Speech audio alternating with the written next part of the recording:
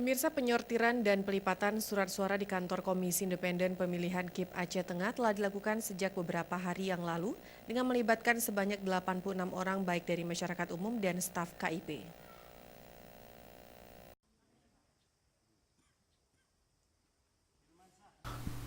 Proses penyortiran dan pelipatan surat suara di Aceh Tengah dilakukan di kantor Komisi Independen Pemilihan KIP Aceh Tengah di gudang di Aula KIP setempat.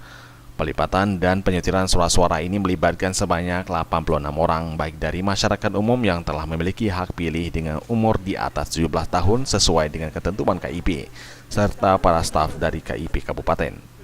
Pada pelaksanaan pelipatan surat suara ini, para petugas dilarang membawa barang apapun ke dalam ruang pelipatan, baik handphone, jaket, dompet, serta barang-barang lainnya.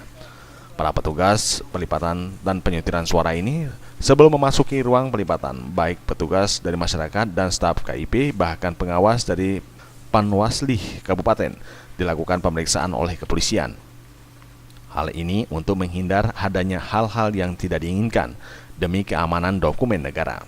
Proses pelipatan surat suara di Kabupaten Tengah mulai berlangsung pada tanggal 5 hingga 15 Maret 2019 nantinya.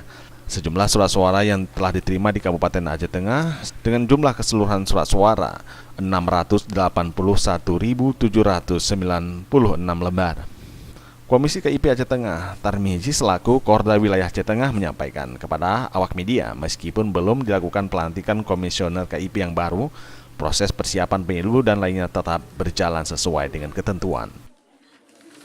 Kalau kami melihat di Aceh Tengah ini masih berjalan sesuai dengan tahapan, tidak ada kendala, dan juga beberapa kegiatan dapat dilaksanakan walaupun memang kita di komisioner ada dari sekretariat juga ikut melaksanakan semua tahapan, jadi tidak ada kendala apapun untuk pelaksanaan pemilu tanggal 17. Dari Aceh Tengah, Tim Liputan Aceh TV.